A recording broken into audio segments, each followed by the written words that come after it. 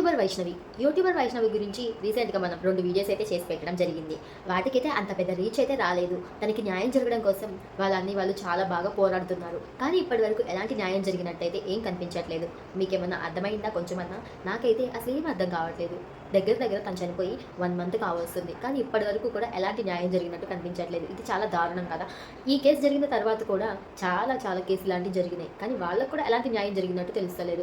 వీటంతటికి కారణం ఏమనిపిస్తుందంటే ఖచ్చితంగా ప్రభుత్వం అని అనిపిస్తుంది. ప్రభుత్వం నిర్లక్ష్యంగా ఉండడం వల్ల ఇలాంటి దారుణాలు ఇంకా జరుగుతూనే ఉన్నాయి. నేరస్తులకి కఠిన శిక్ష వెంటనే పడితే ఇలాంటి మళ్ళీ చేయడానికి భయపడతారు జనాలు. కానీ ఇక్కడ శిక్ష అనేది సరిగ్గా అమలు కాకపోవడం వల్ల నేరస్తులు అనేవాళ్ళు పెరిగిపోతూ ఉన్నారు. మీరేమంటారు? మీ అభిప్రాయాన్ని ఖచ్చితంగా కామెంట్ చేయండి. ఈరోజు మనం ఈ వీడియోలో ఒక 2 టాపిక్స్ అయితే కవర్ చేయబోతున్నాము. అది ఏంటంటే వైష్ణవి కేసు గురించి, తనకి న్యాయం జరుగుతుందా లేదా అలాంటివి కొన్ని విషయాలు అయితే తెలుసుకున్నాం. అట్లనే మనకి రీసెంట్గా కొన్ని కాంట్రవర్సీలు అయితే వచ్చినాయి కదా, ఆ కాంట్రవర్సీ వల్ల వాళ్ళు లాభం పొందుతున్నారా, నష్టం పొందుతున్నారా, వీటన్నిటి గురించి మనం ఈ వీడియోలో అయితే తెలుసుకోబోతున్నాం. వీడియో స్కిప్ చేయకుండా మొత్తం చూడండి. స్కిప్ చేయకుండా చూస్తే అర్థమవుతుంది, ముందుగానే చెప్తున్నాను. మొత్తం చూసి ఖచ్చితంగా మీ అభిప్రాయాన్ని కామెంట్ చేయండి. నాకోసం ఒక చిన్న లైక్ చేసి ఛానల్ని సబ్స్క్రైబ్ చేసుకోండి. ఓకే, మరి వీడియోలోకి వెళ్ళిపోదామా? ఇప్పుడు వచ్చేసరికి మనము 2 టాపిక్స్ని అయితే కవర్ చేద్దామని చెప్పాను కదా, వాటి గురించి మనం ఇప్పుడైతే తెలియజేసుకుందాము. ఫస్ట్ వచ్చేసరికి ఇప్పుడు రీసెంట్గా మనకు జరుగుతున్న కాంట్రవర్సీల గురించి అయితే చెప్పుకుందాము. అసలు కాంట్రవర్సీ అనేది జనాల మధ్య ఎలా ఇంపాక్ట్ తీసుకొస్తుంది, ఆ కాంట్రవర్సీలో ఉన్న వాళ్ళకి లాభం ఏంటి అన్నదైతే మనం క్లారిఫై చేసుకుందాము. అసలు ఫస్ట్ వచ్చేసరికి కాంట్రవర్సీ అనేది చాలా జోక్. అసలు మంచిగా వాళ్ళకైతే పాపులారిటీని పెంచేస్తుంది. కాంట్రవర్సీలో ఉన్న వాళ్ళకి ఒక విధంగా వాళ్ళకి బెనిఫిట్ అని చెప్పుకోవచ్చు. రీసెంట్గా చూసుకున్నట్లయితే మనకి విష్ణుప్రియ, ఇంకా మనకి శారీస్లో ఒక శారీ ఫేక్ వచ్చిందని చెప్పేసి మన ఉషా డిజైనర్స్, ఇలాంటి కొన్ని కాంట్రవర్సీల వల్ల వాళ్ళు ఇన్ఫ్లుయెన్సర్స్ అయిపోయారు ఒక విధంగా. ఆ ఉషా డిజైనర్స్ ఆమె అయితే ఫస్ట్ అయితే 1 lakh సంథింగ్ ఎట్లా తక్కువనే ఉండేవాళ్ళట ఫాలోవర్స్, ఇప్పుడు 5 lakhs దాటిరు. అట్లనే మన విష్ణుప్రియ దగ్గరికి వచ్చేస్తే తను ఎక్స్క్లూజివ్ కంటెంట్ ఇస్తుందని చెప్పేసి సబ్స్క్రిప్షన్స్ పెట్టిందని చెప్పేసి తను కాంట్రవర్సీలో ఇరుక్కుంది. అక్కడ తనకి సబ్స్క్రిప్షన్స్ అనేవి ఇంకా పెరిగిపోయినాయి. అందులో ఏముంటుంది అని చెప్పేసి తెలియని వాళ్ళు కూడా వాళ్ళ ప్రొఫైల్స్ని సెర్చ్ చేసి మరీ చూస్తారు. అక్కడ ఏమవుతుంది, ఒకళ్ళ ప్రొఫైల్ని సెర్చ్ చేయడం వల్ల ఆ అకౌంట్ అనేది పాపులర్ అయిపోతుంది. మనకి ఎక్కువగా ఏ అకౌంట్ని అయితే సెర్చ్ చేస్తూ ఉంటారో ఖచ్చితంగా వాళ్ళ అకౌంట్ పాపులర్ అయిపోతూ ఉంటుంది. ఇది అందరికీ తెలిసిందే కదా. అంటే ఇప్పుడు ఏంటంటే మన అకౌంట్ని కొంచెం సెర్చింగ్ ఎక్కువ జరిగింది అనుకోండి, కొంచెం మన అకౌంట్లో వీడియోస్ని కూడా మన ఇన్స్టా అయినా సరే, యూట్యూబ్ అయినా సరే కొంచెం పుష్ చేస్తూ ఉంటుంది ముందుకు వీడియోస్. మనం కూడా కొంచెం పాపులర్ అవుతూ ఉంటాం. అట్లని వీళ్ళు కూడా ఫేమస్ అయిపోయారు. అట్లని వాళ్ళకి లాభమే కానీ నష్టమైతే ఏం లేదు. తెలివిగా కాంట్రవర్సీలో ఇరుక్కోవడానికి ఇలాంటి ట్రిక్స్ అయితే జరుగుతూ ఉంటాయి. ఇక్కడ మనం తెలుసుకోవాల్సిన విషయం ఏంటంటే అలాంటప్పుడు సబ్స్క్రిప్షన్స్ తీసుకోకూడదు. కొందరు యంగ్ పీపుల్స్ ఏం చేస్తారంటే అందులో ఎక్స్క్లూజివ్ కంటెంట్ ఏముందా అని చెప్పేసి సబ్స్క్రిప్షన్ తీసుకుని ఎర్రిబాబులోళ్ళు అవుతారు. నెంబర్ 1 పాయింట్ ఏంటంటే అంత ఈజీగా ఎవరు కూడా ఆడవాళ్ళు వాళ్ళ పర్సనల్స్ని బయటికి పెట్టరు. ఇది తెలుసుకోవాలి. లేదు నిజంగానే పెట్టారంటే అది వాళ్ళ సంస్కారానికి వదిలేయాలి.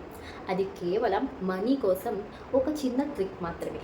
ఇప్పుడు ఎగ్జాంపుల్ చెప్పుకుంటే మనకి కుకు టీవీలోనూ పాకెట్ ఎఫ్ఎం ఇవి ఉంటాయి కదా, వీటిలో ఏంటంటే మనకి యాడ్స్ చూస్తున్నప్పుడు ఫేస్బుక్లలో, యూట్యూబ్లలో నార్మల్గా మనకి స్టోరీలో మన సీరియల్స్లో యాక్ట్ చేసే వాళ్ళ యాక్టర్స్ని తీసుకొచ్చి అక్కడ స్టోరీని అయితే ఎక్స్ప్లెయిన్ చేస్తూ ఉంటారు. ఆ స్టోరీ జరుగుతూ ఉంటుంది. ఆ యాడ్లో కూడా థ్రిల్లింగ్ కాన్సెప్ట్ని ఆపేసేసి అక్కడ వరకే పెడతాడు. అంటే ఏంటి, ఆ యాప్ని ఎక్కించుకోవాలి అన్న ఆతృత జనాల్లోకి కలుగు చేస్తున్నాడు వాడు. అక్కడే మనం అర్థం చేసుకోవాలి వాడు ఏదో ట్రిక్ ఉందని చెప్పేసి. మనం పిచ్చివాగులలాగా యాప్ ఎక్కించుకున్నాం అనుకోండి, దానిలో కూడా ఒక 1 రూపీ 2 రూపీ మనకి జస్ట్ ఫస్ట్ తక్కువనే పెడతాడు మనీ మనం లాగిన్ అవ్వడానికి. తర్వాత అది ఆటోపే అయిపోతుంది. ఆటోమేటిక్గా 1 రూపీ 2 రూపీ కాస్త 250 300 అవుతుంది. నేను ఆల్రెడీ దాన్ని ఫేస్ చేశాను. ఆ వాటి గురించి నేను నెక్స్ట్ వీడియోలో కవర్ చేస్తాను. ఈ పాకెట్ ఎఫ్ఎం గురించి, దీని గురించి నెక్స్ట్ వీడియోలో క్లారిఫై చేస్తాను. ఇక్కడ తెలుసుకోవాల్సింది ఏంటంటే అక్కడ అది వాళ్ళ బిజినెస్ మైండ్ సెట్. మనము పిచ్చోళ్ళు కాకుండా మనం కూడా తెలివిగా మెలగాలి. కాకపోతే ఇక్కడ కొందరు ఏం చేస్తారంటే తెలియని వాళ్ళు సబ్స్క్రిప్షన్ తీసేసుకుని మోసపోతూ ఉంటారు. మళ్ళీ తర్వాత వాళ్ళ దగ్గరికి వెళ్ళి కామెంట్లు పెడదామంటే అక్కడ లిమిటెడ్ కామెంట్సే ఉంటాయి. లిమిటెడ్ కామెంట్స్ ఉండడం వల్ల కామెంట్లు కూడా చేయలేరు. అందుకనే ఏ పని చేసినా ఆచితూచి అడుగులేయాలని చెప్పేసి అంటారు పెద్దలు. ఇక్కడ సబ్స్క్రిప్షన్ తీసుకోవడం వల్ల తను లాభం పొందిందేం కానీ నష్టమైతే ఏం పోలేదు. అంటే ఒక సబ్స్క్రిప్షన్ తీసుకోవడం వల్ల తనకు మనీ వస్తాయి. తను అక్కడ లాభమే పొందుతుంది. వాళ్ళు ఇప్పుడు కేసులు పెట్టినంత మాత్రాన, ఏం చేసినంత మాత్రాన తనకేం నష్టం జరగదు. ఎందుకంటే తన అకౌంట్ని తెలియని వాళ్ళు కూడా సెర్చ్ చేసి తన అకౌంట్ని పాపులారిటీ పెంచుతారు. అట్లనే తను ఎవరు తెలియని వాళ్ళు కూడా చూస్తూ ఉంటారు. కాంట్రవర్సీలో ఇరుక్కుంది కాబట్టి ఆబ్వియస్లీ తను ఫేమస్ అయిపోతుంది. రీసెంట్గా మనం కొందరు చూసినాము, అలెక్కే చిట్టి పికిల్స్ ఇలాంటి వాళ్ళందరూ కాంట్రవర్సీ ద్వారా పైకి వెళ్ళిన వాళ్ళే ఉన్నారు. అంటే వాళ్ళ గురించి తెలియని వాళ్ళు కూడా సర్చ్ చేసి మరి చూసి వాళ్ళ అకౌంట్లని వాళ్ళు ఫేమస్ చేసేస్తూ ఉంటారు. ఇది కాంట్రవర్సీకి ఉన్న లాభం.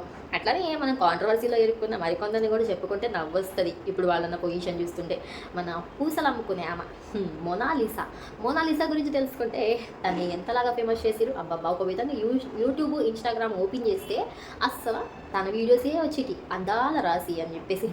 తీరా చెప్తే ఇప్పుడు ఏమైంది, ఎవరితో తొరకొని పెళ్లి చేసుకుని వెయ్యింది. అంటే ఇక్కడ తక్కువ ఎవరిని చేస్తలేదు. తను చేసింది 100% రాంగ్.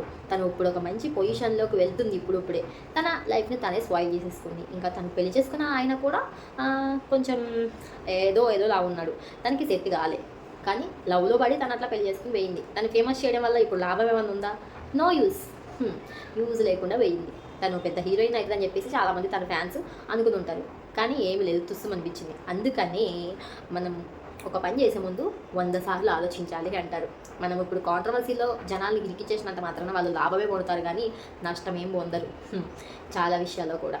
ఎందుకంటే అక్కడ వాళ్ళు ఒక మనిషి మైండ్ సెట్ ఎట్లా ఉంటుందంటే, ఇప్పుడు నువ్వు ఒక చెడు పని చేసేసి వాళ్ళ దృష్టిలో చెడ్డ అయిపోతే వెంటనే వాళ్ళ దగ్గరికి వెళ్ళిపోయి వాళ్ళని కన్సెంట్ చూపించేసి వాళ్ళకు ఒక కొంచెం మనీ ఇచ్చేసేసి వాళ్ళకు పెద్ద హెల్ప్ చేసినావు అనుకో, అక్కడే నువ్వు ఒక పెద్ద గొప్ప దేవుడు అయిపోతావు. నువ్వు చేసిన పాస్ట్ పిచ్చి పనులన్నీ మర్చిపోతారు, నేను ఒక దేవుని లెక్క కొలిచేస్తారు. అట్లనే సేమ్ ఇట్లా కాంట్రవర్సీలో ఇరుక్కున్న వాళ్ళు కూడా అప్పుడు మందం తిట్టుకుంటారు. కొందరు ఫాలో అయ్యే వాళ్ళు ఫాలో అవుతారు, వాళ్ళ ఓల్డ్ వీడియోస్ చూసి. కొందరు కన్సెంట్ చూపించే వాళ్ళు కన్సెంట్ చూపిస్తారు. ఇంకా అట్లా కాలం గడిచే కొద్దీ వాళ్ళు కూడా ఫేమస్ అయిపోతూ ఉంటారు. అట్లా జరుగుతుంది కాంట్రవర్సీ విషయంలో. అందుకని కాంట్రవర్సీలో ఇరుక్కునే వాళ్ళు లాభమే పొందుతారు కానీ నష్టం అయితే పొందరు.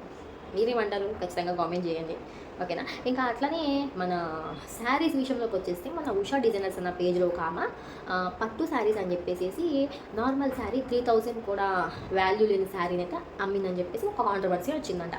దగ్గర 1 మంత్ దాకా వస్తుందిలే ఆ కాంట్రవర్సీ కూడా వచ్చి. అయితే అక్కడ ఏమైంది, కొనుక్కున్న ఆమెది తప్పు కాదు, అమ్మిన ఆమెది తప్పు కాదు. ఎందుకంటే బిజినెస్ మైండ్ అనేది అట్లనే ఉంటుంది.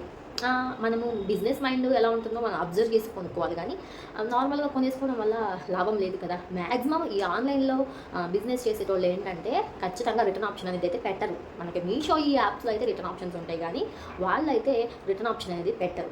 ఎందుకంటే వాళ్ళకి తెలుసు అది వాళ్ళ బిజినెస్ మైండ్ సెట్.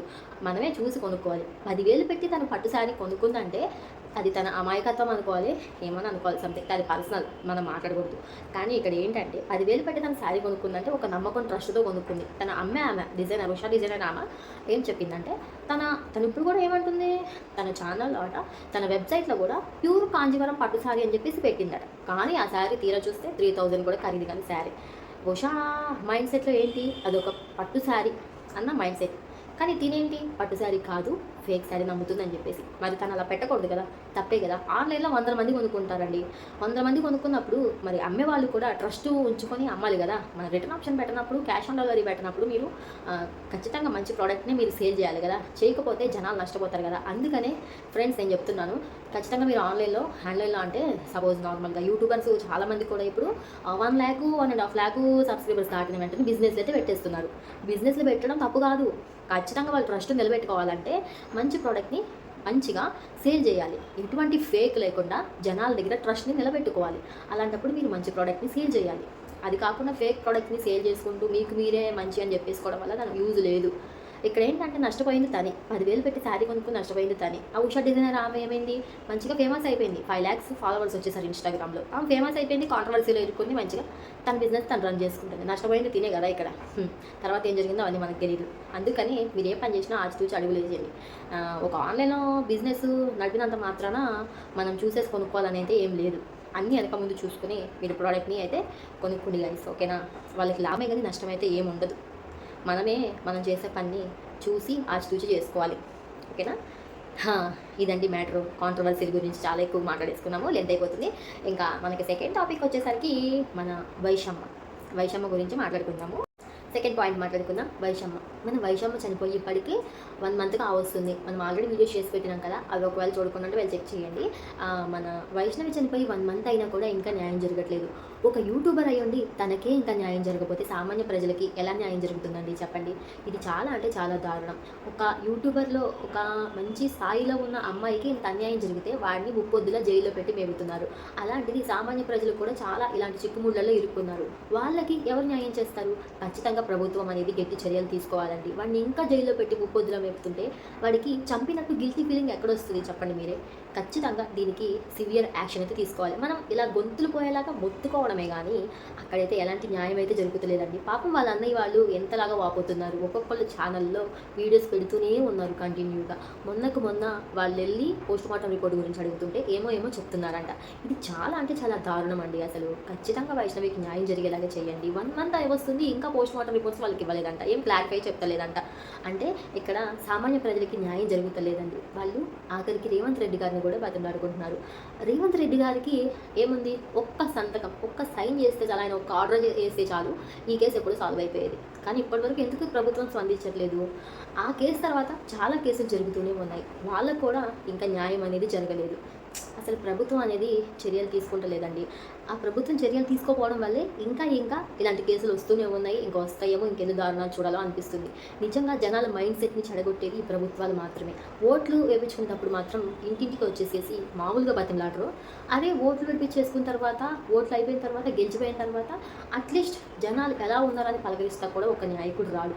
అట్లనే ఇప్పుడు వాళ్ళ పొజిషన్ కూడా ఉంది. ఇప్పటి వరకు కూడా మన రేవంత్ రెడ్డి పార్టీలో ఉన్న వాళ్ళు ఎవ్వరు కూడా వాళ్ళ ఇంటి దగ్గరికి వెళ్ళి పరామర్శిస్తాకి వెళ్ళలేదంట. వాళ్ళు అదే బాధపడుతున్నారండి.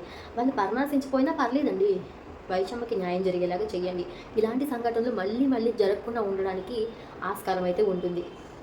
చాలా చాలా ఘోరంగా ఉందండి సమాజం. ఇప్పుడు గట్టి శిక్షలు నేరస్తులకి పడపోతే ఇలాంటి నేరస్తులు నేరగాళ్ళు పెరిగిపోతూనే ఉంటారు, కానీ తగ్గడం అయితే జరగదని నేను చెప్తాను. మీరేమంటారు? ఖచ్చితంగా మీ అభిప్రాయాన్ని కామెంట్ చేయండి. ఇలాంటి నేరగాళ్ళు పెరగకుండా ఉండాలంటే ఖచ్చితంగా ఇలాంటి ఒక్క ఘటన జరిగిన వెంటనే ఎన్కౌంటర్ చేసేయాలి, లేకపోతే నడు రోడ్డు మీద పెట్రోల్ పోసి కాల్ చేయాలి. అప్పుడు కానీ ఇంకొకటి ఇలాంటి పని చేయడానికి ఉచ్చబోసుకుంటాడు. ఖచ్చితంగా నేను చెప్తాను దీని గురించి అయితే. జనాలు ఎలా తయారైపోయారంటే స్వార్థం అండి, స్వార్థం. లంచాలు బాగా తీసుకుంటున్నారు. టాపిక్ గురించి మాట్లాడకూడదు మనం, కానీ మాట్లాడుతున్నాను. ఎందుకంటే జనాలు అలాగే తయారయ్యారు. పైసా ఉంటే ఏమైనా చేస్తారు అన్నట్టుగా తయారైపోయారు. కానీ మనం ఏం చేయలేము. ఆ వైషమ్మకైతే న్యాయం జరగలేదని కోరుకుందాము. ఒక యూట్యూబర్ అయ్యండి, ఒక పెద్ద స్థాయిలో ఉన్న అమ్మాయికి న్యాయం జరగకపోతే సామాన్య ప్రజలు ఏం చేస్తారు చెప్పండి? వాళ్ళు ఎన్ని కోట్ల చుట్టూ తిరిగినా, ఎన్ని చుట్టూ తిరిగినా కూడా న్యాయం అనేది జరుగుతుందో లేదో అన్నదైతే ఇంకా కన్ఫర్మేషన్ రాలేదు. అసలు వాడిని ఏం చేస్తారు, వాడిని ఏం శిక్షిస్తారు ఏంటి అన్నది ప్రజల్లోకి తీసుకురండి దయచేసి.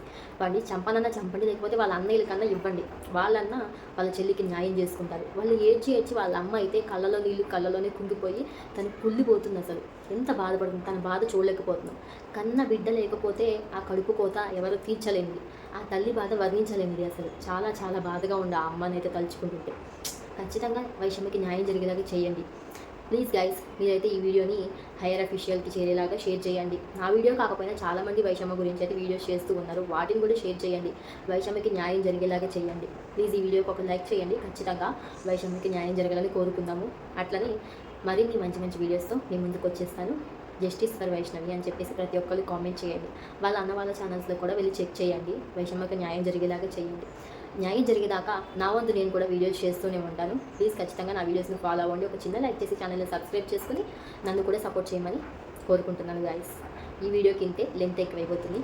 ఓకే అండి, బాయ్. ప్లీజ్ ఒక చిన్న లైక్ చేసి సబ్స్క్రైబ్ చేసుకోండి. Bye guys.